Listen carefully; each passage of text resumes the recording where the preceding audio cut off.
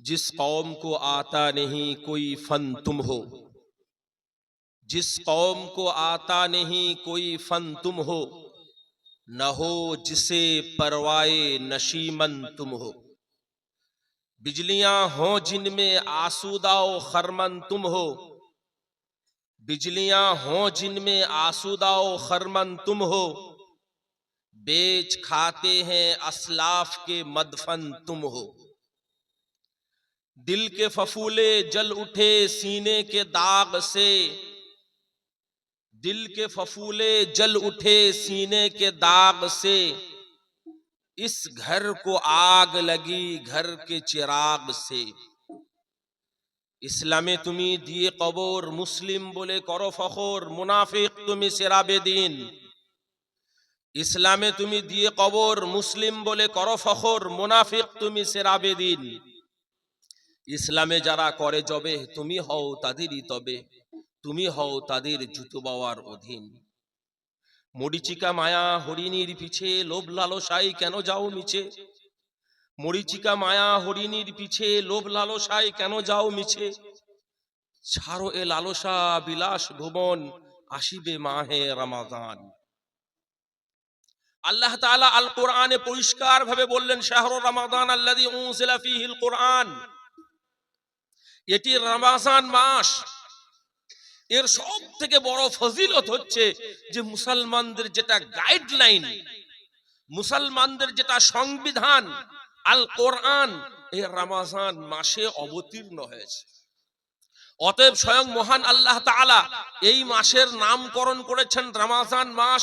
আর কয়েকটা দিনের ব্যবধানে, কয়েক ঘন্টার ব্যবধানে আমরা রমজান মাসকে পেতে চলেছি। আমরা সৌভাগ্যবান। আমার আপনার মতো অনেক মানুষ আছেন যারা পৃথিবী থেকে চলে গেছেন, তারা রমজান মাসকে পাননি বা পেলেন না। তারা, আমরা ভাগ্যবান। জানি না অনেক মানুষ এমন থাকবেন বা আল্লাহ যাদের হয়তো নির্ধারিত বয়স রেখে দিয়েছেন, একটা সময় রমজানের মাঝখানে বা রমজানের আগেও তাকে হয়তো চলে যেতে হতে পারে। অতএব মহান আল্লাহ তাআলা এই রমজান মাসকে খুব পরিষ্কার ভাবে বললেন। দ্বিতীয় নম্বর সূরা সূরাতুল বাকারা আয়াত নম্বর 183, মহান আল্লাহ তাআলা বললেন, ইয়া আইয়ুহাল্লাযীনা আমানু কুতিবা আলাইকুমুস সিয়াম, হে মুমিনেরা তোমাদের জন্য আমি রমজান মাসে রোজাকে, সিয়াম ব্রতকে ফরজ করেছি। কামা কুতিবা আলাল্লাযীনা মিন ক্বাবলিকুম, যেমন ভাবে পূর্ববর্তী উম্মতের উপরে আমি রমজান মাসের রোজাকে ফরজ করেছিলাম, লাআল্লাকুম তাত্তাকুন, যাতে করে তোমরা মুত্তাকি হতে পারো। শুধু শেষ কথাটা আপনাকে আমাকে ভাবতে হবে। মহান আল্লাহ তাআলা খুব পরিষ্কার ভাবে এখানে বললেন যে রমজান মাসের যেটা মুখ্য উদ্দেশ্য, রমজান মাসের যেটা গুরুত্বপূর্ণ বিষয়, সেটা হচ্ছে আপনাকে মুত্তাকি হতে হবে। 11টা মাস আপনি আপনার মতো করে জীবন যাপন করলেন, 11টা মাস বিভিন্ন ভাবে আপনার সম্মুখ থেকে কেটে গেল। লাস্টে অর্থাৎ 11টা মাসের পরে একটি মাস, সেটা হচ্ছে রমজান মাস, যে মাসটা হচ্ছে মুমিনের জন্য ইবাদতের মাস, মুমিনের জন্য ট্রেনিং এর মাস। আপনি বিভিন্ন কাজ করবেন, যাই করবেন না কেন আপনাকে ট্রেনিং নিতে হয়। একজন মুমিন, একজন মুসলমান, তার জন্য এই রমজান মাসটা ট্রেনিং এর মাস। সে এই মাসটাতে ট্রেনিং করবে, সে এই মাসে নিজের আত্মশুদ্ধি করবে, সে এই মাসে নিজের আত্মগ্লানিকে দূর করবে, সে এই মাসে একজন মুত্তাকির রূপ নেবে এবং তাকওয়াকে তার জীবনে পরিপূর্ণ রূপে নিয়ে আসবে। আর এই তাকওয়া তাকে জান্নাতে নিয়ে যেতে সহযোগী হবে। অতএব ইমাম গাজ্জালি তিনি তার ইহইয়াউল উলুম নামক বইয়ে এর তত্ত্ব সম্পর্কে বলছেন যে রমজানের মুখ্য উদ্দেশ্য, রমজানের যেটা হিকমা, সেটা মহান আল্লাহ তাআলা পরিষ্কার বললেন কি, আপনাকে মুত্তাকি হতে হবে, তাকওয়া অবলম্বন করতে হবে। রমজানে, রোজা মাসে আমি মৌলিক যে বিষয়গুলি আমি করব বা আপনাকে মৌলিক যে বিষয়গুলি করতে হবে, সেটি হচ্ছে 4টি। কি? সিয়াম, 2 নম্বর কিয়াম, 3 নম্বর তেলাওয়া, 4 নম্বর সাদাকা। এই চারটি হচ্ছে মুখ্য বিষয়, মৌলিক বিষয়, যে মৌলিক বিষয়গুলি আপনাকে রমজান মাসে রোজা অবস্থাতে বা রোজা রেখে করতে হবে। শুধু আমাদের মধ্যে একটা সমস্যা হয়ে গেছে, আমরা রমজান মাসের রোজা মানেই আমরা কি মনে করি?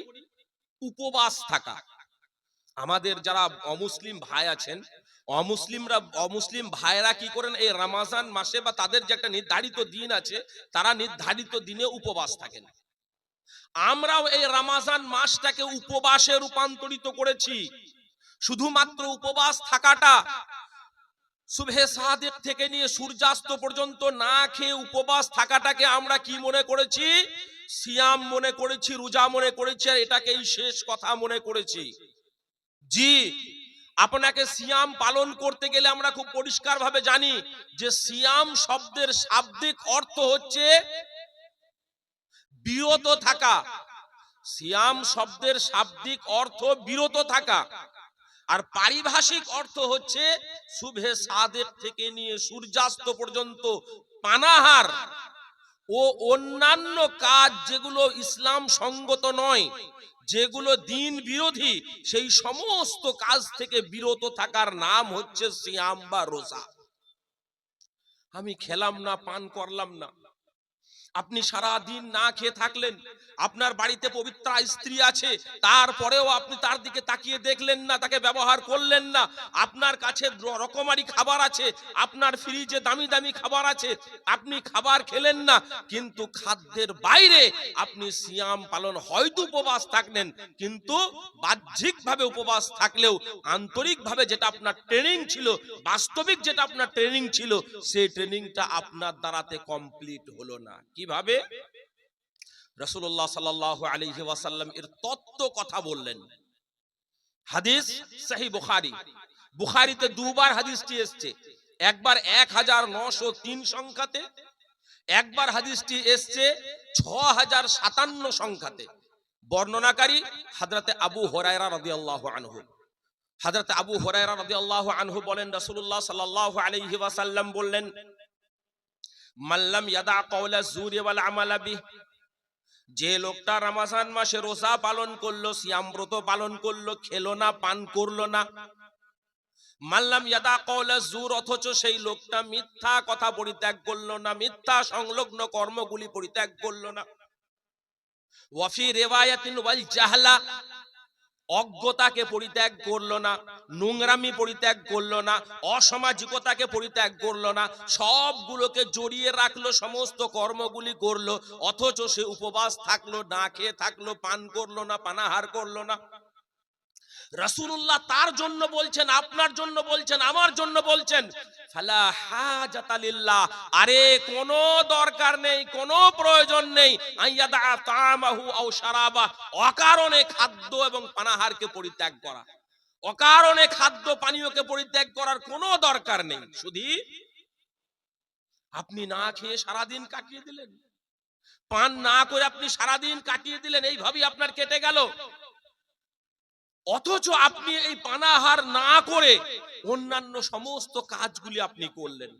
অথচ রাসূলুল্লাহ সাল্লাল্লাহু আলাইহি ওয়াসাল্লামকে আল্লাহ জানিয়ে দিলেন, আপনার যেটা মুখ্য উদ্দেশ্য সেটা হচ্ছে তাকওয়া। তাকওয়া কাকে বলে জানেন? তাকওয়া হচ্ছে আল ইলতিজামু মা আমার আল্লাহ। তাকওয়া হচ্ছে আল্লাহ যেগুলি আদেশ করেছেন সেগুলিকে ধরে নেওয়া মজবুত করে, ওয়াল ইজতিনাবু মা নাহাল্লাহ, এবং যেগুলো আল্লাহ তাআলা নিষেধ করেছেন তার থেকে নিজেকে সরে যাওয়া, বিরত থাকা। আমি আপনি কোথায় বিরত থাকলাম? রমজান মাসের রোজা অবস্থায় থেকে এখানে ওখানে রাস্তাঘাটে কার সমালোচনা, কাউরি চুগলখড়ি, কাউরি সম্পর্কে দুর্নাম, কাউরির জন্য হিংসা, হাসাদ, পরস্ত্রী কাতরতা, বিভিন্ন রকম সমস্যায় আমি আপনি জর্জরিত থাকলাম এবং বিভিন্ন কাজ করলাম, লোককে দেখালাম আমি উপবাস আছি, না খেয়ে আছি, আমি রোজা পালন করেছি। যার জন্য কাজী নজরুল ইসলাম বলেছেন, রোজা হবে না রে তোর, রোজা হবে না, শুধুমাত্র না খেয়ে থাকা হবে, উপবাস হবে। আপনি সিয়াম পালন করলেন, অথচ আপনার আত্মশুদ্ধি হলো না, আপনার আত্মা পরিশুদ্ধ হলো না, আপনি ভালো হতে পারলেন না, আপনি হিংসা পরিত্যাগ করলেন না, আপনি পরশ্রী কাতরতা পরিত্যাগ করতে পারলেন না, আপনি মানবিক হতে পারলেন না, আপনার এ রোজার কোনো দাম নেই। কারণ আপনার মুখ্য উদ্দেশ্য, মৌলিক যেটা উদ্দেশ্য, সেই উদ্দেশ্যটা ব্যাহত হলো, সেই উদ্দেশ্য অনুযায়ী কাজ হলো না।